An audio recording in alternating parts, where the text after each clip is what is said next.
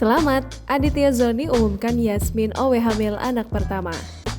Aditya Zoni umumkan sang istri, Yasmin Owe, tengah mengandung anak pertama mereka. Aktor Aditya Zoni bagikan kabar bahagia.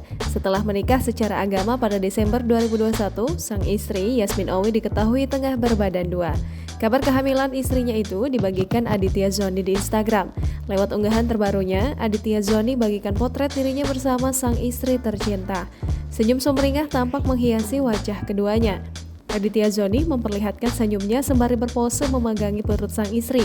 Sementara Yasmin Owe memperlihatkan hasil tes pack yang dipegangnya ke arah kamera. Tak hanya Aditya Zoni, kabar bahagia tersebut juga dibagikan Yasmin Owe di akun sosial medianya. Yasmin Owe nampak mengunggah foto serupa sembari mengungkapkan rasa syukur atas kehamilan pertamanya. Unggahan tersebut pun langsung dibanjiri doa dan ucapan selamat dari netizen. Mereka pun berharap kehamilan Yasmin Owe berjalan lancar hingga persalinan kelak. Jangan lupa subscribe, share, komen, dan like ya!